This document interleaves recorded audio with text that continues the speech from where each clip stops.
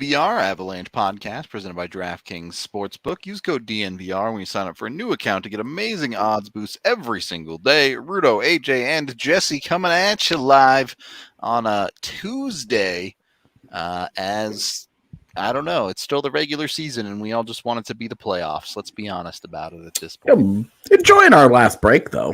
True. The 3 days off was nice. Yeah, like it's kind of weird because we just got a couple last week, but 10 games in 17 days and then the postseason starts. So we just get to barrel right through this. We got what? 2 or 3 more back-to-backs to go? 3, I think, yeah. Yeah, gonna be sweet. It's gonna be quick for sure on that front. The little bit of Avs news today, they did sign college free agent Wyatt Aamodt. Aamodt. All right. Cool. Another name I'll never pronounce correctly. Great. Probably will never have to. Yeah, probably not. Look, the reality of this signing is the Avs have nothing in their professional defensive prospect pipeline.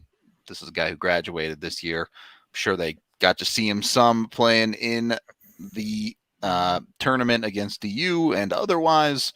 So they added a guy to play for the Eagles and or Grizzlies in their pro system. It's only a 1-year deal. Nothing too significant here. 1-year ELC that begins next year. He reports to the Eagles immediately. And I would say from here, we probably pass the torch to Megan and see what he has the rest of this year. Yep. Sounds about right to me on that one. A guy that probably falls into a similar category as Nate Clearman is right now, where the Avs have room on that blue line down there to try whatever the hell they want. So, do you think it was interesting when Nikki Lieberman went back to school for a 5th year? Not really. He was a senior, and because of the COVID thing, they gave special exemptions to those guys to all have an extra senior year. Yep. So I thought that was interesting that, wasn't even on my radar, but I think his rights are still set to lapse this August. I believe they are, yeah, and I just don't think the Avs were ever that interested in signing him, to be honest. That it feels like a bygone product of the Heppel era that the Avs have kind of moved on from. So yeah, I mean, maybe he was an interesting guy for Notre Dame, and I don't know. We'll see how it goes. And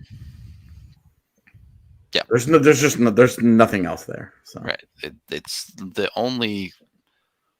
No offense to the other defensive prospects in the Avs system, the only NHL caliber one right now is Barons. Yeah, well, and we just don't know. Clearman hasn't done anything his first year in pro hockey. Things can change, but as things stand right now, literally the only other guys that they have that are even defensemen in their system, they still have Sergei Boykov's rights. Yeah, okay, and Danila Zharabalov. Yep, who had a down year. So when we say that they're gonna have all their 5 picks that they have this year, 4 picks that they have this year, something like that. Yep. All of them use them on defensemen. That's it. Just draft defense. There you go. Draft only defense. Move on with your life. Okay. The main topic of today is probably the topic that you're going to be hearing us and everybody else talk about for the next 2 weeks. And that is, for the most part, the Western Conference playoff race. There's just a lot less to decide in the East, so we can get into some of the positional races there if y'all want to. But let's start with the primary topic. Las Vegas Golden Knights. Jack Eichel and a team of guys who... we can start with Mark Stone. He's skating. They said he's supposed to be a game time decision tonight. Except for them to actually play him, they'd have to put more people onto LTIR. 3 separate guys that have to move to LTIR. Yeah. So it's a really weird and complex situation that they're in right now. First of all, do you think they will go through with this and actually play Mark Stone? Secondly, does that actually help them get to the playoffs? I mean, I think, look, The last couple of weeks, they've struggled to score some, but they've also been. It's been like their depth. They're missing the high end guys, and now they've flipped. Yep. Now it's going to be all their high end guys at the cost of their depth. All right. Well, we'll see how it goes. Ever since you asked me like 2 weeks ago at the deadline when you were like, "Oh, do you think they get in?" and I was like, "No." Deep down, I've always been like, "Yes," but I look at the math and I say, "No." But something always breaks their way. Something always breaks in Vegas's favor to help them out. And right now they're getting it with the Kings falling apart. And so I'm just like, okay, well, they still have to win the games. They still have to do the work, but I think that they're going to do it. I think they're going to get in, and they're going to be a handful. They're going to be a problem for somebody. And I just think that they're just. Well, then it also doesn't hurt that they have like the easiest schedule in the NHL for the last 3 weeks of the season. Yeah. It's just like back-to-backs against Seattle, Arizona, Anaheim, Arizona. They finish up the 3 out of 4 games stretch against the Canucks. They finish that tonight. So we'll see. It's fine. They're good. They're good though. I think they're good. It's an interesting team because, again, like AJ said, we've been talking about it for a while, ever since this kind of free fall started once Jack Eichel showed up. And I think the general consensus among everyone has been like, we think they'll get in, but for like a month there, everyone was like, we think they'll get in, but they can't keep losing like this. Well, they kept losing. I think they'll eventually turn around and get in. They just can't keep doing it. And like, everyone assumed that they were just too good to miss, but they went so long where they were just falling. And now to your point, AJ, yeah, Dallas could have buried Vegas 2 weeks ago. Buried them, put them away, put them in the rearview mirror. Dallas sucks. LA is getting the same dip that Anaheim got like a month and a half ago. They're getting it now. Now no Drew Doughty for the rest of the year. And so I don't know. It's just an interesting situation, but where I'm ultimately going with this is I think Vegas doesn't have an identity. I think right now it's just a bunch of guys trying to scrape together wins to get into the playoffs. I really do, man. I think they have changed too much about that team all the way at the top. I mean, in 5 very successful seasons, can you ever think of a team that has made as many changes as VGK has? Given all the success they've had in 5 years, there's a new GM, a new coach, and all but 3 players are different off of that team from just 5 years ago. It's a very good, very talented team, but they're a different team than they were 2 year ago, even last year. I was going to say they're a really different club than they were last year. Yeah, significantly. I think they've got a bit of an identity problem, and I think that's part of what has led to where they're at in the standings. And now again, like what we're talking about is like they are just good enough to get in. Like the players they have are just good enough to force their way in, but it's going to be interesting because I think this team has a hard time figuring out who they are. Well, it would be where I think it's interesting. Like we were looking at them as through the lens of if they make it and Colorado has to play them. But like if they take LA's spot and they go, their path becomes through the Pacific. Right. Yeah. Like if they get, because right now that's probably their best chance to make the postseason is to take LA's 3rd spot in the Pacific, and then have an Edmonton matchup in the first round, and then a likely Calgary matchup in the second round, or a Central Division team that beats Calgary. Mm-hmm. Like those would be fascinating matchups, and then they aren't Colorado's problem until the 3rd round. Right. And if they get to that, then obviously they put it all together and Vegas is back and they're sick and they're really good. And they're gonna be a huge problem for Colorado at that point if they were to meet up in a conference final. I will say, mathematically, all the websites out there still have Vegas at significantly under 50% to make the playoffs. Noticed that today. But by far, outside of Vancouver, they have by far the longest odds to get in. Well, and it's just they have more games played and they're the ones chasing. So they have to win the games. They have to win the games, and then they have to get breaks along the way. Mm-hmm. So they have the most. Exactly. They have the most out of their control, which makes their odds lower. But if they just win games, none of those teams are going to win all of their games. I'd be willing to bet none of those teams are going to win all their last 8 to 10 games. There are going to be losses that happen. So it's just going to be, this is the war of attrition. We aren't in this position of really caring this season, but we remember what it was like. Not that long ago, it took Duncan Keith scoring with 0.2 seconds left in regulation to beat the Blues to keep them from getting a point. The point that would have sent them to the postseason. And then the Avs beat them in game 82. We've lived this. We understand this. It's just weird to be on this side of it right now where you're just like, all right, well, whatever they do, cool. Good luck.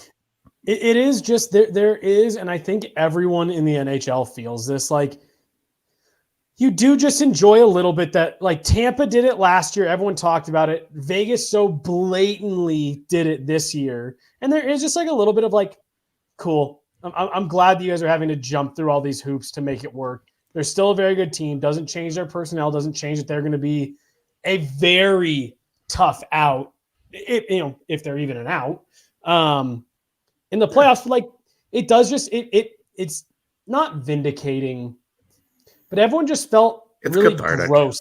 Everyone just felt really gross about the way that Vegas did it this year.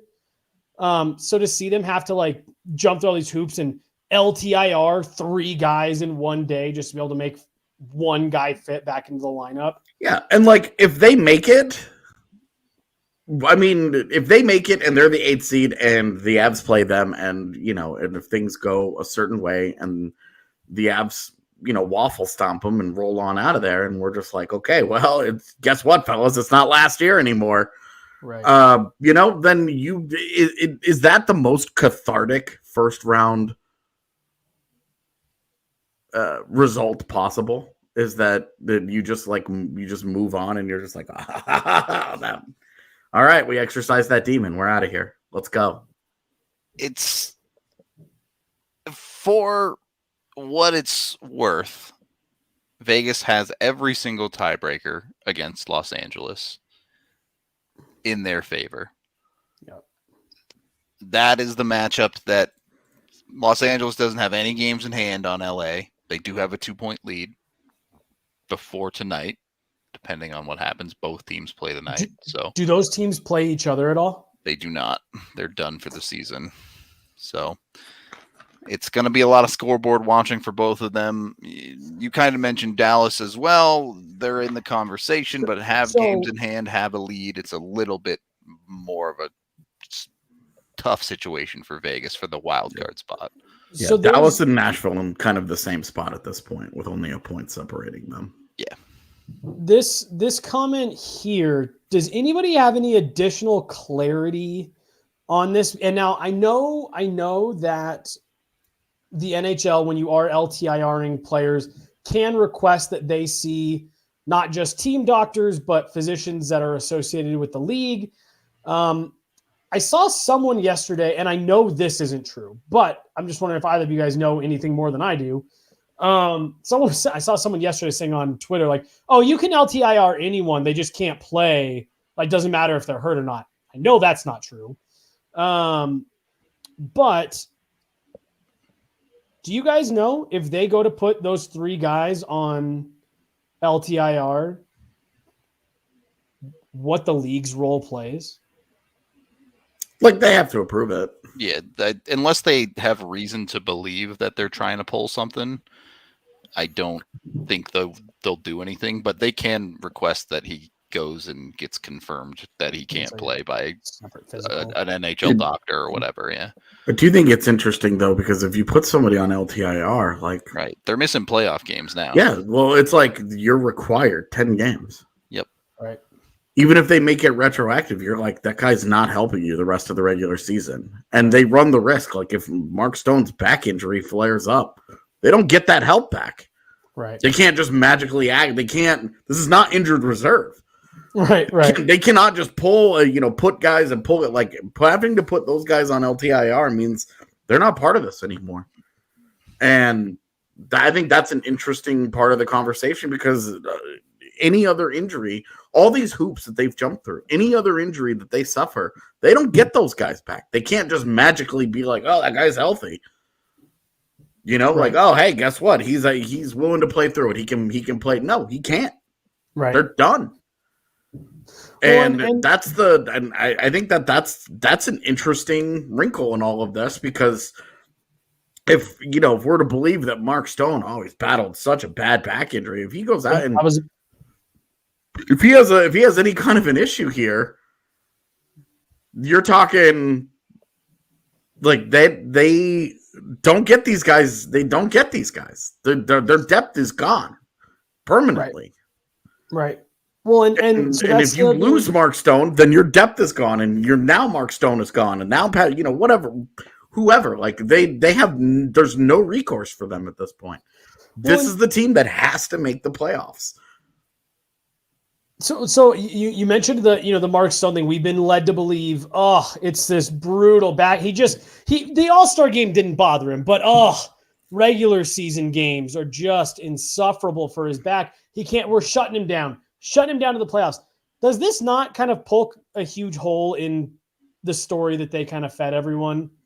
I mean, we born at night, but not last night, buddy. Like, like we all understand the situation here.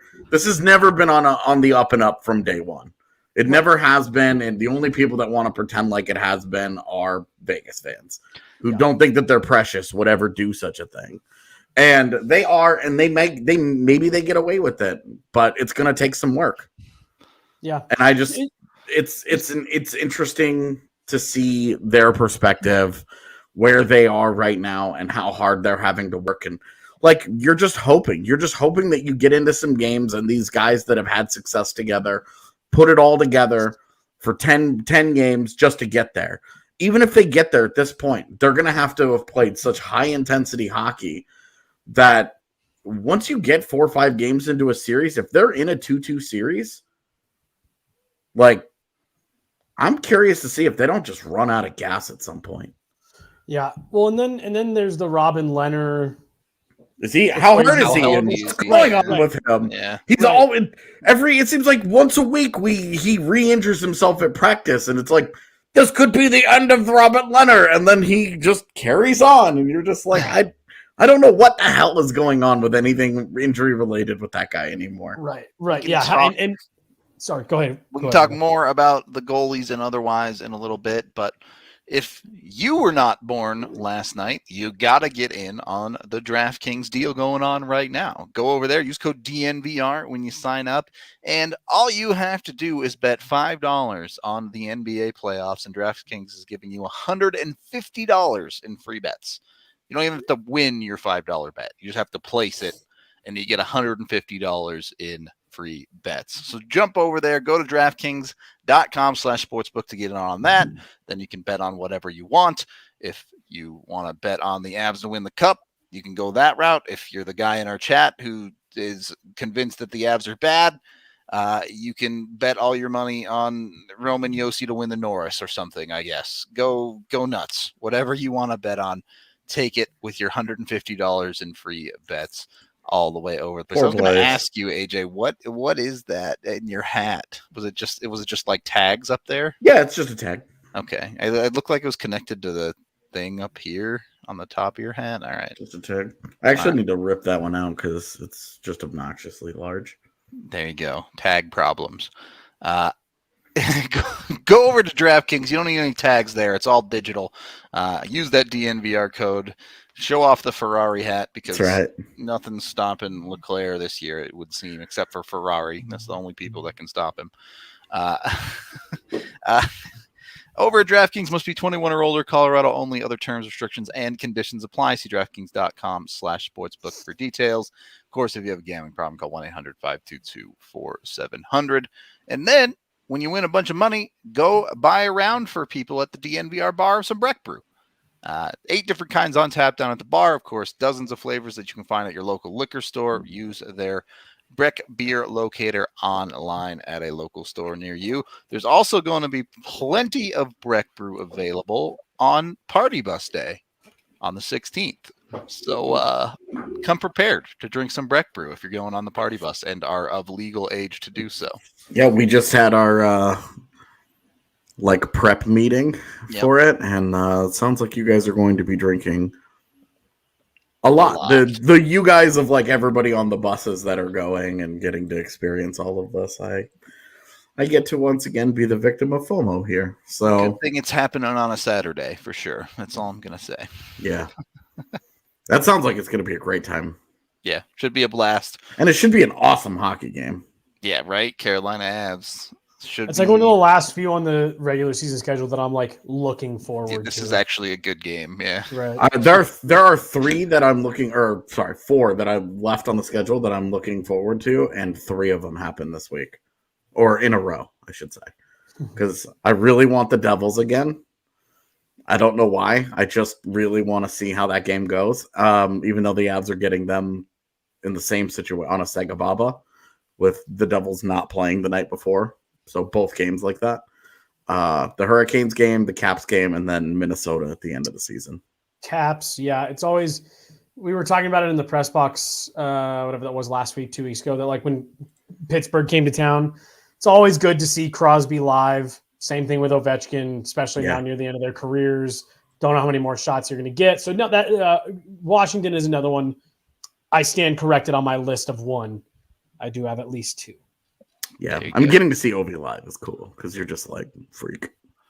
I feel you say that, but then also in the back of my head, I'm like, that dude could play for 6 more years. Yeah, but I get worried. I was happy when he signed the 5-year deal because I got worried that he was going to do the Datsuk thing. Go back to Russia. I still have a couple years left. I'm going to go play in this noticeably shittier league. And it's yep. So, Still could. Still could. Still could. Okay. Getting back into the playoff race, I do want to talk about the goaltending conversation because you have Robin Lehner questionable for Vegas, and then who really knows after that? For LA, you have Jonathan Quick and Cal Peterson, neither of which have really played particularly well of late. Quick, okay on his season numbers, but nothing super impressive. And if you want to bring in the Dallas side of this conversation, they're still kind of riding, how real is this from Jake Ottinger and a surprising resurgence from Braden Holtby. So whose goaltending do you feel the best about right now, I guess? Nashville's. Yeah, well, I'm assuming Nashville's going to make it. They're in the best position to make it, and they're the one that I feel the best about. So excluding Nashville, because we all know you're a Saros fanboy. Yeah, but I mean, it's not even just those teams, right? You look all throughout the West. Colorado and Calgary, no conversation there. You got Markstrom, you got Kemper, you're good, right? Yeah. You're set. Literally every other team down this list is a conversation. Who's the starter in game 1 for Minnesota? You went and got Fleury. I assume it's Fleury, but you broke your mic. Well, you fixed your mic. There it is. Yeah, so you go and get Fleury to be the guy, right? But he hadn't really played particularly well for you yet. Yeah. So I still think that I'm leaving that door open. Well, and Cam Talbot has played at bare minimum an equivalent level of Fleury in the last couple of weeks while they've both been in Minnesota. So so it's who do you go with there? Yep. Go ahead. I just don't know how they don't go with Fleury. given They will. they actively chased him down. But yeah, I don't know how confident you are in it, and that's maybe one of the more confident teams down the West with St. Louis behind them. Are they gonna just start Husso in the playoffs? That's the thing. Like, you're just gonna sit Jordan Binnington and be like, all right, well, the we're only here because of Ville Husso. Jordan Binnington's been increasingly bad for us. I feel like St. Louis is going to be, whoever it is has a really short leash. They'll pick one, and it'll just be it's yours until it's not, and it may not be halfway through the second period kind of thing. Yeah. It should be Husso. Everyone, definitely everyone on this podcast, if not most people in the NHL community, saw that Binnington contract and went, like, it was so obvious how bad of a deal that was the day they signed it. And what is this now? A year and a half later? It's like, oh, this is the first year might of be it. losing his shut Yeah, up. this is because he signed it. It was an extent. It didn't start right away. So this Yep. is year one of it, I It's believe. brutal for St. 6 Louis. years, correct? 6 or 5? Yeah, six. Right? Yeah. It was 6x6. Just bad management, dude. Like that's just really bad asset management. Yeah, I definitely don't think they had to pay him 6x6. That's for sure. So, but you keep going down the list. Edmonton. Who's Yep. your game one starter at Edmonton? Like, it's Mikko Koskinen, right? Connor But it's- McDavid. It's Mikko. Like, it's Mikko Koskinen with like you're talking about a short leash. Both Yeah. Mike Smith and Mikko Koskinen are going to have you give up 2 goals in the first period, and he's going to get twitchy. Yeah. And then LA, like we talked about LA, and then in Dallas, you're like Jake Ottinger has kind of been the dude down the stretch here for them. Like, he's the guy that's been playing most of these games. And his numbers are good, not great. Yeah, like he's having a solid year. You expect Jake Ottinger to be a really solid goaltender for them moving forward, but right now, are you trusting him in the postseason? Like, what's that leash look like? And then in Vegas, you're just like, well, we have to hope that Leonard is healthy because Brossoit is not. Yep. And Well, and Logan, he's- Logan Thompson just hasn't, like, he's not ready yet. I think he's gonna be good. He's just not ready. Also, Brossoit is one of the guys that they would have to LTIR to get Mark Stone back in the lineup. So you don't even have him as an option for your first 2 games. I thought he was already on there, I don't but know. I think he's been he's on like, IR. I think, don't think yeah, he's- you might be right. But I think he was backdated. Yeah. I think he was like hurt enough that it was like, I don't know that this is gonna matter. Right. Yeah, I guess that's a great point. But it does just kind of factor back into that goaltending conversation of like, you don't even have him as a fallback if Robin Leonard goes out and gets hurt in game 1 or something like that. Yeah, serious. Well, and like, oh, you know, what if Robin Leonard's just bad to start a series? That's No option B. Yeah. You know, because like Logan Thompson's numbers are going to be artificially good because they have not played good teams. And then you get into the postseason and you're like, okay, well, if you have to be the guy, you're getting Edmonton, Calgary, or Colorado in round 1. Some of the highest scoring players in the league, no matter which way you chop it. Yeah. Right. Like, sure hope you're up for this. Yeah, it's so funny because as you're sitting here going through it, I hadn't really thought about it much. But I mean, like, that's kind of how we ended up with this like huge mass of teams at the bottom of the West. It's a whole lot of mediocrity at the most important position. You can And- even take it outside the playoffs. Winnipeg has not gotten a great year from Hellebuck. I'm pushing back just a touch on this. Gotten better in the last 6 weeks. He's been good this year, but they needed great. And they didn't get it. And the funny thing is, though, is that Is that not exactly what I said? they got great out of Comrie. Yeah. Like Connor Hellebuck, he's had a good year, and it's just I think that if you want to talk about a guy that got overworked, which is weird because Comrie has been a good backup this year. You look at the job that they did with that Comrie has done for them, and you're like, there was no way they would have thought he was playing as well as he did this year coming into it. They were just praying. Like that was a moonshot, right? Yep. And they got lucky. But then you do look at like Hellebuck, and it wasn't that elite level. Look at the Avs game the last weekend. Like the Burakovsky and Eric Johnson goals.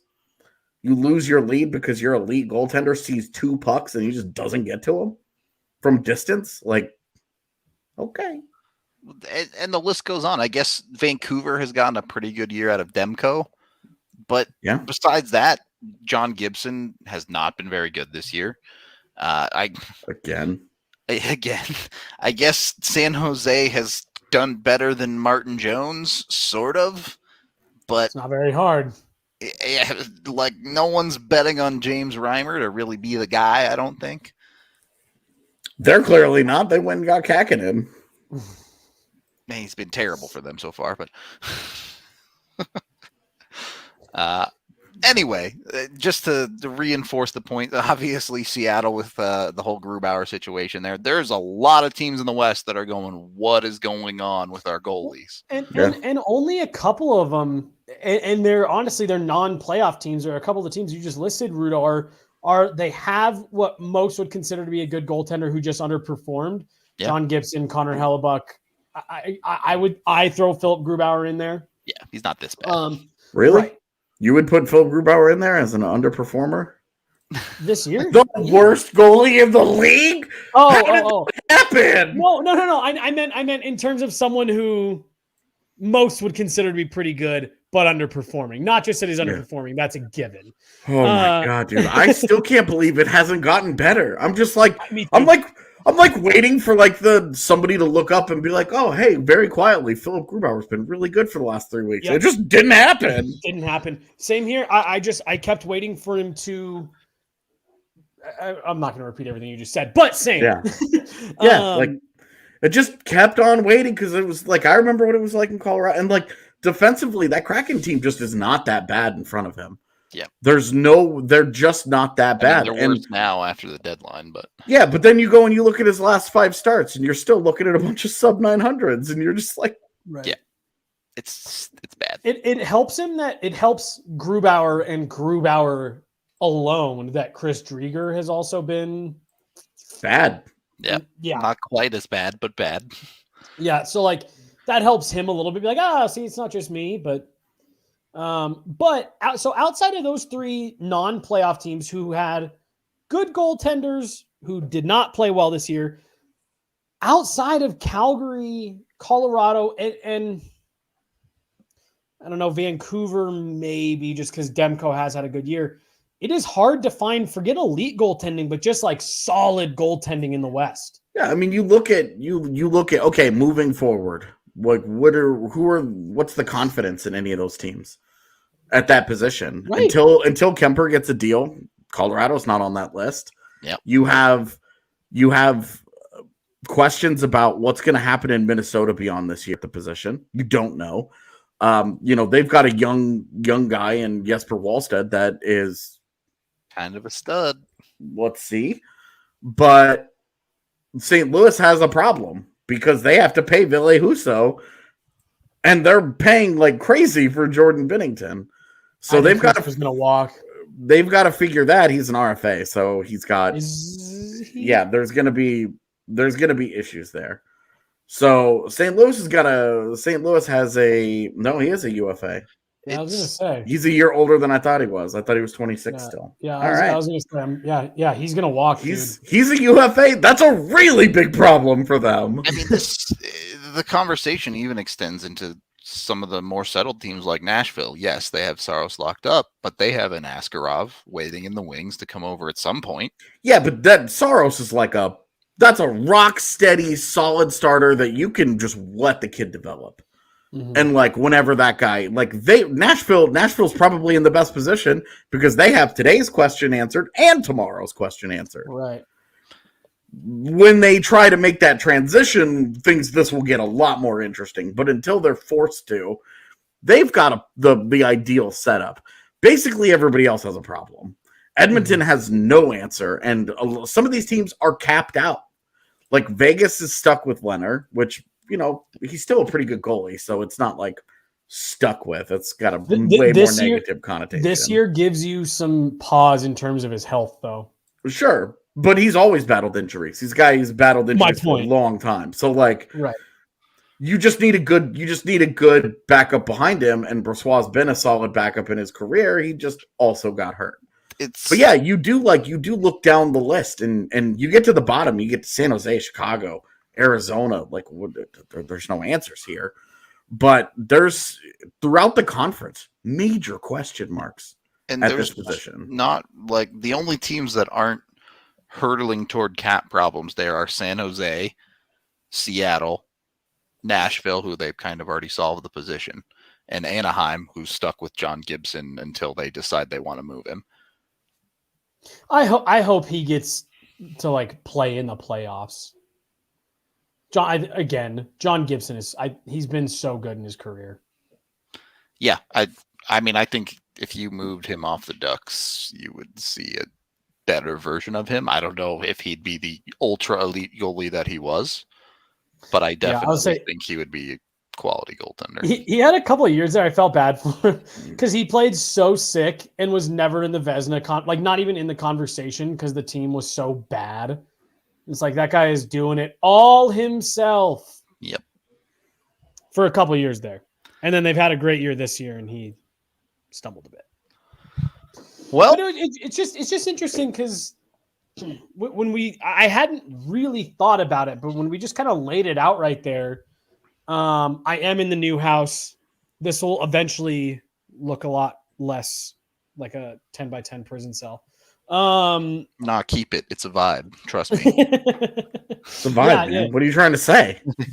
Well, see, but at least you guys at least there is signs of life in the background. People have established a residency here. Yeah. Jesse live from Antarctica. Yeah.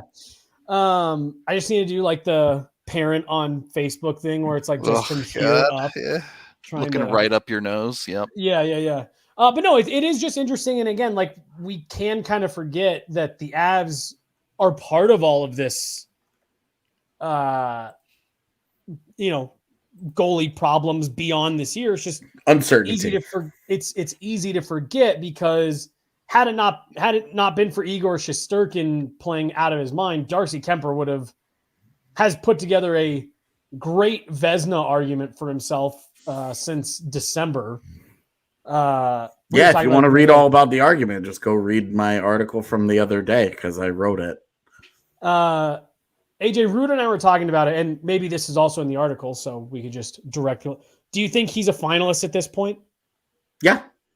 I think he should be. I don't know if he'll get the credit. Yes. I don't know if he'll get the credit because of the Avs. Right. Last year, it was a weird thing that there weren't very many good candidates. And this year, you could cluster up the guys 2 through 6 or so and make an argument for them at various points throughout the year. How weird is it that for years now, every Av up for an award has gotten the argument of, well, their team's too good. It's weird, dude. It's weird.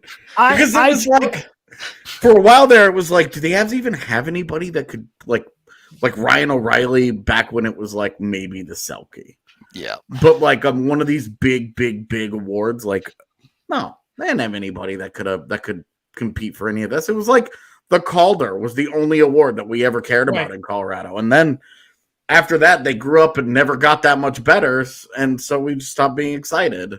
And now they can't get awards either because a guy is having an insane season at the same time as we're seeing with Roman Josi and Cale Makar, who's going to finish second in the Norris again, or Darcy Kemper behind Shesterkin for the Vezina. Yep. Or they get punished for their team being too good. And so I try not to harp on it because at the end of the day, it really isn't that big of a deal. But it is getting a little annoying. It kind of is a big deal though, because when you were making the argument that Joe Sakic was the better star, whatever, over John Elway, what did you use? Yeah, That's a great point. MVP. So it's these are the legacy things that you look back on in somebody's career and you say, okay, if he was so good, where are they at? Right. Where's the heart there? Well, and then since you mentioned his name, the fact that Joe Sakic hasn't been a finalist for GM of the Year the last like 3 or 4 years, that is one that like does actually bother me. Keep in mind how that award gets voted on and when it gets voted on. So, because like, look, if the Avs make the Final Four this year, he's gonna end up as a finalist in an offseason where he didn't really do that. He didn't do nearly as much this last offseason as he's done in previous years. Where it was like, why it's so annoying. Go get Darcy Kemper, and then he was like, GM of the Year. He did one thing. And then, like, of course, he could have had a killer deadline or a disastrous deadline. We'll know based on how far they go. All right. Chat. Anyway. We do have a shirt to give away, free shirt from DNVR to give away on the show today. One of our new subscribers wanted to give back to the community and offered up the shirt code that he got with his subscription. So that's what we're doing. So we're giving it away. And what I want you to do in the chat is to type the name of a person and the award that you think they should win. I don't care who it is and what award it is. You can tell me Curtis McDermott should win the Vezina if you want. But go off in the chat telling me who should win what award. A name of a person and the award that they should win. Get it in there. Get your chance to win a free shirt. We'll select a winner in just a minute here. We are brought to you by Avaca TV, our sponsor of the Party Bus, by the way, and also our sponsor of being able to legally watch the Avs on your television. So jump on that one. Go get Avaca right now. They're running a special new promo where you can get $10 off your first 3 months. It's just $25 a month. The first 3 months, just $15 a month with the $10 off. It's got altitude, so you got your Nuggets, your Avs, your Rapids, your Mammoth, all that stuff. It's got AT&T Sports Network. Yeah, that's the one that's got the Rockies. It's got national channels, so they got the Broncos.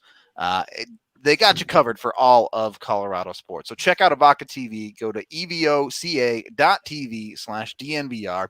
When you sign up, use the DNVR promo code to get $10 off. So it's just $15 a month for live television for the first 3 months. Jump on that. Be sure to go to evoca.tv/DNVR to let them know we sent you over there. We're also brought to you by Lightshade. You can get over and get all of your THC and CBD needs from Lightshade. Highly recommend any one of their 11 locations, especially checking out online beforehand to get it scheduled for pickup. You can use the DNVR code there too to get 25% off your purchase. That's buy an ounce, get a quad free, baby. Go over there to lightshade.com to get all that checked out and get over on to some Escape artists. They are the highest awarded topical brand in Colorado, with ratios varying from 1-to-1 all the way up to 20-to-1 if you need the heavy stuff. They work extremely well. The creams penetrate deep for deep muscle tissue discomfort. They're not greasy or anything. They rub in really easily and they start working within 10 minutes. So it's a great and easy way to deal with some muscle pain or joint pain, other things like that. Go check them out. They have a bunch of different options, including speed strips. They just dissolve it right in your mouth if you would prefer to do it that way. Bunch of options. Go check them out at Lightshade today. I want to say about that cream, the stuff that the vendors dropped off at the bar. I have never used CBD, THC topical creams. That stuff was legit, like crazy legit. Yep, it works for real. All right, Yahir, pick us a winner. Congratulations, Riley. EJ is going to win the Jesse Disapproves of This Person award. Riley, you going a free shirt from the DNVR. Easiest way to do it is message me on Twitter. It's Nathan_Rudolph. And I will get you the code sent. If that doesn't work for you, you can message me on Discord as well if you're part of the we should make that a weekly segment? We should have. I love a bunch of these fake awards that people are coming up with. I'm like, these are actually pretty funny. This one's my favorite, obviously.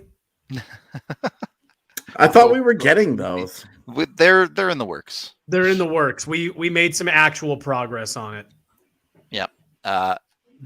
Hurry the fuck up.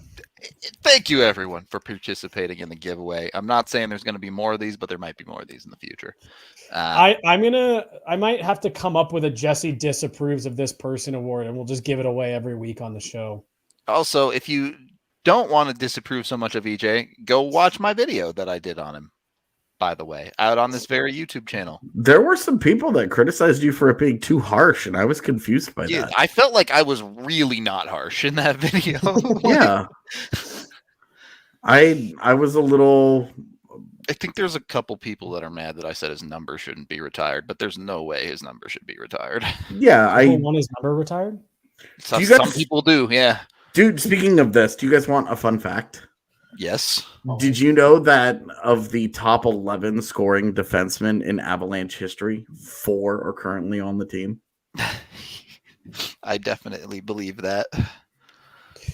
I also would like to point out that you would not believe how many times something along this line has been pitched to me. And I don't know what that says about me as a person. You're super judgmental and you disapprove of a ton of shit. You're basically just Peter Griffin at this point, all right? You know what really grinds my gears? Yeah, I've had that recommended to me. Oh my God, you should do a segment of just you like ranting about stuff, just you complaining about stuff. I'm like, I've been called dramatic, and that is one that I'll wear. I'll wear that one for sure. All righty. Fair enough. I don't know how to respond to that. Yeah, and we're just gonna have Jesse start hating on stuff and call it good. What do you? We do that already. It's called conversation. Yeah. It just happens anyway. Jesse hates everything. That's so funny. I do want to. It would be a really funny like TikTok series where you're just like, you know what I'm mad about today, and it's just like 90 seconds of you being like, I really hate standing in line for donuts or something like. Do you want to know the actual random idea that I've had for this? And TikTok series is great. Is just have people send in and ask for my opinion on things. Yeah. God. I guarantee you right now his rant's going to be about all the stuff he's had to do to move into this house.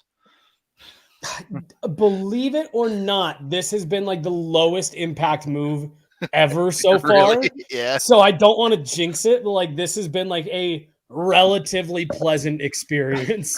I called him the other day while he was mid-move, and he was just like, yeah, it's fine. Nice. It's no big deal. I was like, yeah, cool. I'm jealous. Okay. I do want to test your forbearance skills. Who gets in? Who misses? Oh, God. Do we still have to do this? Yep. I can't just be like, we're at the end. We can just wait and figure it out. You can't wait. Nope.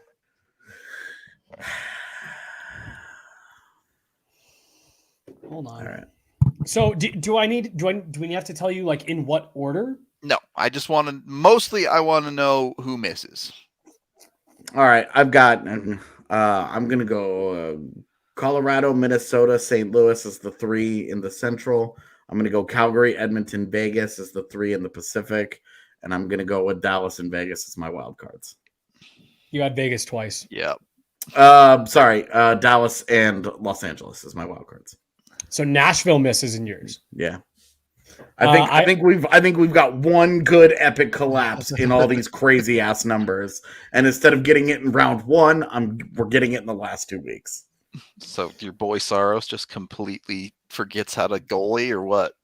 I could just be that they stop scoring at the rate that they have. Just a little bit. I've got the exact same as AJ. Subtract Dallas, add Nashville. Okay, so Dallas misses. So you both think one of the Central 5 ends up dropping out. I just don't have any faith in Dallas the way that they have played this season. Oh, I have all the faith that it's going to be Dallas in the 8th seed so that Colorado can go on a nice, healthy little revenge tour. Yeah. All right. Fuck yeah. It'd be, how much fun would that be? Like you get Dallas in the first round, you get Vegas in round 3. It doesn't really matter who you get in round 2. Get Minnesota in round 2. Get some 2012, 2013 revenge. Yeah. There's a lot of revenge to be had against Minnesota. They've got a lot of big moments against the Avs. I also could see Minnesota's goaltending, like I could see it coming unraveled for them in the first round. Not just the goaltending, but just like all the career years. Kirill Kaprizov can only contribute so much on his own. I'm here for the revenge tour. Yeah. But the Avs can't play the Florida Panthers in the finals if it's a revenge tour year. Just so we're aware. Yeah, I don't think there's a you good. know how that goes. There isn't a good East team for any kind of a revenge tour. Yeah. The good revenge story is the Panthers beating the Avs in the finals. If we're talking revenge tour on that front, I'm super skeptical of the Panthers right now. So am I. They make me so nervous, man. But without Ekblad, I think Ekblad coming back will be big for them because without him, I'm like, oh boy, they really give up some things. Huh. Is there like a team that you guys have attached yourselves to that you're like specifically watching on a regular basis? Dude, I don't know what it is. I love watching Washington. I don't know why. I know. I make that same face every time I turn it on. Don't know why. There's a team that I enjoy watching. I've very much taken the cop-out answer, but it's Tampa for me. If it's not the Avs, a three-peat would be crazy. I just mean in general, like because like Tampa's been shitty over the last 3 weeks.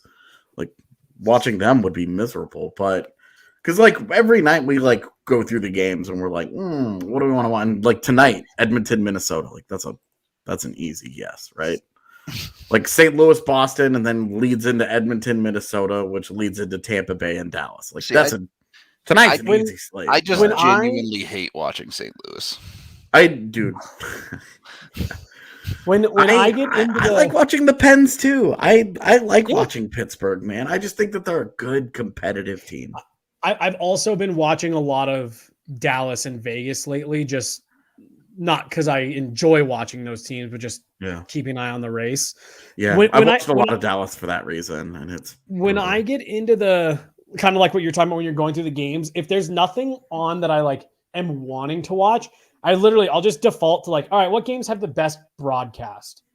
Like who's the most tolerable to listen to? It's so funny you bring this up because Z and I, when we flip through the games, we'll pick a game and then we'll go through which broadcast do we hate? Which broadcast? Do you have ESPN Plus? No, Oh, okay. Well, so because on ESPN Plus, if the stenographer would read that back, he did not perjure himself. There's no Avaca in Canada, right? Because on ESPN Plus, it's the same thing. Where like when you select a game, it'll give you the choice. Do you want Dallas's broadcast or Nashville's broadcast? And I always just take the one that. I like Dallas's broadcast. Yeah, no, I hate I always pick broadcast. I like their radio guys more than their TV guys, but I find their broadcast to be pretty interesting. I don't like Razor at all. I can understand that.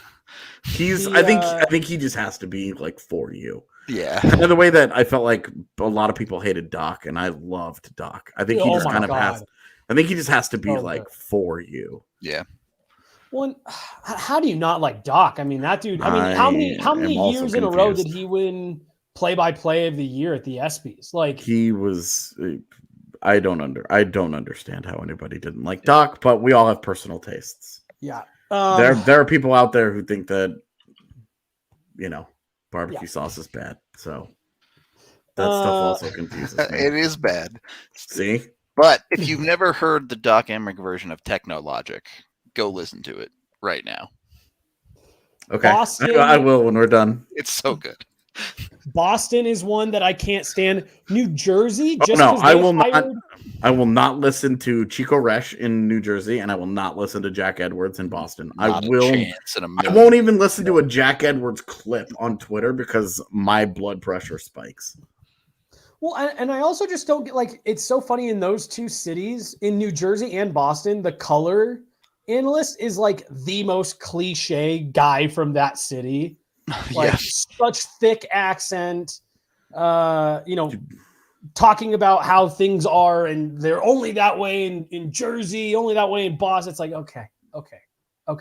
I also can't stand the Minnesota play-by-play guy. Oh, Minnesota, and it's like I have a lifetime of hating these franchises, so it's just whatever, just par for the course. But Minnesota and Detroit have like old guy broadcasts. The Detroit one is so old guy. Oh Yeah. my god! And I'm just like, I just sit there and I'm just like, oh my gosh, this is. I can't believe they're like they just keep like. I guess Detroit's not very good, so they don't care very much. But I'm like, when these guys are actually competitive again, are you guys really gonna run like these kids out in front of like these old dudes that are calling the game like it's still 2004? Like this blows my mind. I do love Goldie for the Panthers. Someone in chat mentioned that. I like both Tampa Bay and the Panthers broadcasts. I think those I love Tampa's radio guy. I very rarely listen to it, obviously, but I always love when you get highlight packages or whatever that are done. Since we're already like just here in this room, are there things? Because when I was at the Jets game the other day, I turned to the guy next to me right after the game started, and I said, "So what's the annoying thing in this arena?" And he was like, "What do you mean?" I was like, "Every arena has like one thing about it. Usually, it's when a team scores a goal." But there are some arenas that just have something like truly annoying that they do. And he was like, "Oh, I like it. I like all of it here." And I was like, "Oh, okay, cool. Like, fair enough." So it's you. And then when the Jets scored, they played this like air raid siren, and I was like, "Oh, there it is."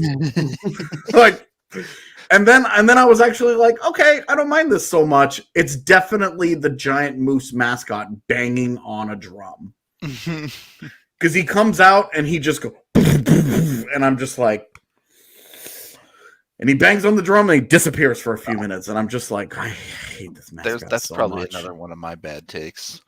All drums should be banned from sporting events. No, I'm just because of the sharp noise and how with the concussion issues in my life, and I can't do it, dude. The drum, it causes me problems. I hate it. I hate it. So, AJ, I don't know the last time you and I were just talking about this the other day. You were working games at the beginning of this year. Mm-hmm. Did they have the Selly squad? Yeah. Okay. So they've added a bunch of instruments to it, and it's way better. There's like brass now. There's a full drum set. They had a guitar last week. And so it's more of like an actual band now, which is way better than just the drums. The cringe squad that it started out as. Yeah. It's. I was actually just talking, I think with Peter Baugh about how much better it is now. No, I'm sorry. It was JJ Jerez. He and I were just talking the other day how much better it's gotten than when they started it last year in the playoffs, and it was really obvious that it was just like their answer to the super dope drum line that Vegas has. Yeah. They've legitimized it a lot more, so it's actually better. I do like the Vegas drum line. If I have to like a drum line, but Vegas has a bunch of the other stuff that I can't. Their PA announcer. I've said this a few times already, but I've said this a few times in a few different places. But if there is an afterlife and there's a hell and I end up there, he's my narrator. He's my Bastian style narrator of my afterlife in hell. I've said this many times, and I still love the atmosphere at Eagles games. Someone put cowbells need to go in the chat. Absolutely. Yeah. I genuinely get like disoriented and feel like I'm gonna die at Eagles games where they have the cowbells because it's so loud. It's like this is what they do at a CIA black site level of torture. I think all of my Arrows games that I went to probably made me love the cowbell too much, so I probably will disagree here. But I can understand where you're coming from. But yes, Brad bringing this up, the slot machine noises when they announce their goals. Next time I'm in Vegas, I'm going to try and find that guy and we're going to fight. Someone put here the organist. That is one thing that drives me bananas about St. Louis. Huh. They score a goal, this real, deep, throaty goal horn. It's like, oh my God. It sounds horrific. I hate it. You said something about going to hell, and this may be the last thing I contribute to this, today's show. We may just end it after this. Would you like to know what I've always thought would be I guess not funny, but I was like, if to your point, if there is a hell and I end up there, what if it was just imagine the worst job you've ever had that you hated, you couldn't get out of fast enough, and you die and you wake up in hell and you're just clocking in for that job and you can never leave, you can never clock out. Yeah, that's what I've always kind of imagined. Hell to be like. Except it's your entire existence is narrated by the Vegas PA guy. And every customer has a cowbell. Got it. Add in a narrator, right? Yeah, there was this office job, and I won't say the company's name. I don't want to put them on blast. This place is the equivalency to hell for me. It was, but I just if I died and came to in that cubicle, then there is no worse punishment. That's it. That's the max. Terrible. Jesse, on this podcast in an empty room. Yeah. Are you in hell, Jesse? I just have to keep coming up with topics, and there's no one here for me to rib off of. Okay. On that note, I think Chicago Gold music is terrible. Nobody likes that shit. Any final thoughts on the playoff race and such? Chicago's goal song, Nashville's goal song is also horrible. So I'll be honest. This has nothing to do with the playoff race, so I'm sorry, Rudo. I'm one of the few, and people will probably hate me for this. I think Chicago's goal song is dope. It's become annoying because of who they are. But I always thought that was a good one. Them having it makes it shitty, but I think it's a good one. Of course, you finally like something, and it's a stupid thing to like. Oh, my God. No, I don't have any more thoughts on the playoff race. I'm done with this. I'm excited to watch it, honestly. It's cool seeing Colorado kind of so far out that we don't really have to worry about it that much. You're not fretting over all these games. It's just sort of whatever will be, will be. There are some teams that match up better for Colorado than some other ones, but ultimately, you can't be afraid of any of them. The Avs have to do work, and I'm excited to see how it plays out because momentum is a real thing, and I'll be curious to see if whoever Colorado gets does it on an upward trajectory or if they back into the postseason and Colorado just waxes them. Well, dude, so I guess my kind of final thought on this is a drum that Jared Bednar has been pounding for a while now of all three series they're going to have to go through are going to be tough in their own way. Each series is going to bring something different that they are going to have to overcome. I don't know if you're going to get any more of the lay down St. Louis. You guys don't even have a shot. Because to your point, I think for a lot of the teams that the Avs are going to be playing are going to have to be playing at a high level to get in. So those first few games are probably going to be very emotionally charged. The Avs are going to have to bring it for 3 series to get to the finals.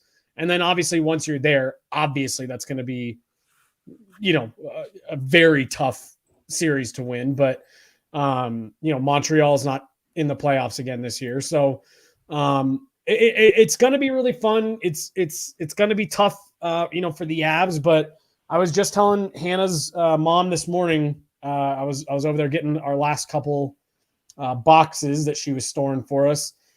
She was like, so is regular season done? I was like, no, unfortunately, I just want the playoffs to start because it's going to be so fun, hopefully.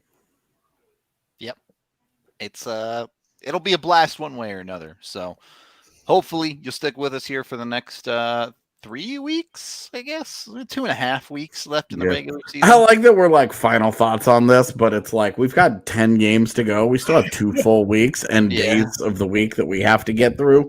We will 1,000% be talking about this again, probably on Friday. Yeah, every single time there's a significant change in the standings, it'll be I'd rather talk about this than injuries, so please, universe, keep trending this way.